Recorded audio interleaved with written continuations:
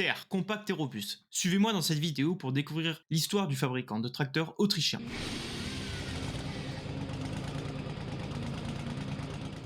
Avant de commencer la vidéo, je tiens juste à préciser que je prononce mal le nom du fabricant. Je ne sais pas la prononciation exacte du nom, il me semble que c'est Steyr ou Ster. Enfin, je ne sais pas exactement comment on le prononce, donc je le prononce à ma manière, Ster. Je suis désolé si ça écorche vos oreilles, mais voilà, je me suis trompé. Ster Puch Daimler est un fabricant autrichien de diverses choses, notamment des tracteurs, des voitures, des armes, des vélos et divers véhicules tout-terrain et militaires. Ils commenceront leur production de tracteurs en 1947 après des essais dans les années 1920. Ils commenceront alors par des petits modèles pour les petites exploitations comme le modèle 80 et 180 de 13 chevaux. Au début des années 50, Ster proposera des tracteurs plus robustes avec la série 280 de 60 chevaux et la 185 de 45 chevaux. Durant les années 50, Ster se développera considérablement, ce qui permettra aux constructeurs de proposer durant les années 60 des motorisations plus importantes, des prises de force, des commandes hydrauliques ainsi que de meilleurs systèmes de transmission. Lors de ces mêmes années, Ster rassemblera des remorques autochargeuses comme la série Hamster, produite à 64 000 exemplaires. Ils construiront leur premier tracteur à 4 roues motrices, le modèle 190. Ster exportera aussi 500 modèles 288 en Thaïlande. C'est à la fin des années 60 que Ster produira la série Plus, proposée avec 3 puissances à ses débuts, 32, 40 et 50 chevaux, suivis rapidement par des modèles à 70 et 90 chevaux.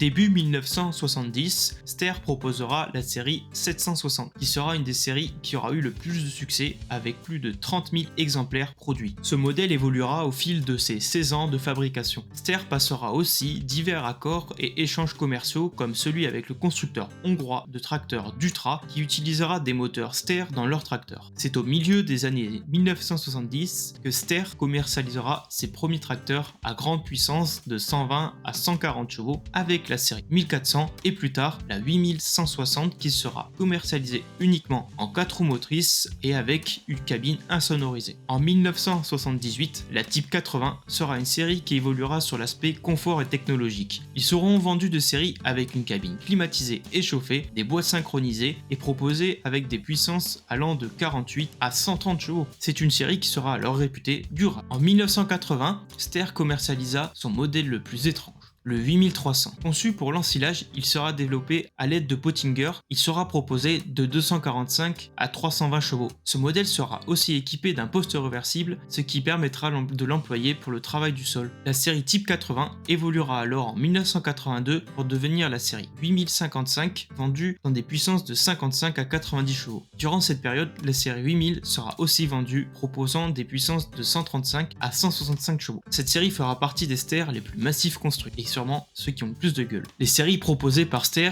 évoluent de décennie en décennie. Lors des années 1990, Ster sera alors malheureusement racheté par Kaz IH. Les tracteurs Ster seront alors dénaturés par ce rachat et deviendront des tracteurs qui se mélangeront avec les séries de chez Kaz. Ster proposera alors de nouvelles gammes de tracteurs. Les 900, qui seront compacts et très efficaces en pente. Ils seront motorisés par des 3 cylindres MWM ou Perkins. Ces modèles seront aussi donc proposés chez Kaz sous le nom CS. Les 9000 ou Multitrack, qui seront des modèles moyens de gamme motorisés par des 4 cylindres également ou MWM, aussi vendus chez Kaz sous la série CS. Le 9000 sera aussi proposé en grande puissance de 150 à 200 chevaux. Ces modèles seront au final un mix de modèles Valmet et Massey Ferguson. Des modèles de chez Kaz IH Magnum Pro seront aussi vendus aux couleurs de Ster. Les deux tracteurs sont totalement identiques, c'est juste une question de couleur et de marque. Et enfin, nous aurons la dernière série qui sera propre à Ster, la série PowerTrack. Toujours sur ce modèle bizarre qui sera l'évolution du 1300, toujours dans la même philosophie de porte-outils spécialisé pour l'ensilage et la fauche. Les droits de fabrication et les plans de ce modèle seront final rachetés par Dobstad qui le nommera Grizzly et en fera un engin spécialisé pour le broyage forestier. Ster continue alors maintenant son histoire sous le géant CNH avec qui il partage des éléments de fabrication comme les boîtes CVT et autres. Malgré ce rachat, Ster restera un constructeur qui aura fabriqué des tracteurs simples et de bonne qualité, appréciés dans les milieux montagneux et qui aura aussi su répondre aux besoins d'exploitation à plus grande surface. Les Ster seront aussi appréciés dans le milieu forestier. Voilà, fin de cette vidéo sur l'histoire du constructeur Ster. J'espère qu'elle vous aura plu et intéressé, qu'elle vous aura permis d'apprendre des choses ou de vous en rappeler. Dans ces cas-là, n'hésitez pas à liker cette vidéo, vous abonner à la chaîne et mettre des commentaires. Et je vous dis merci d'avoir regardé cette vidéo et je vous dis à bientôt.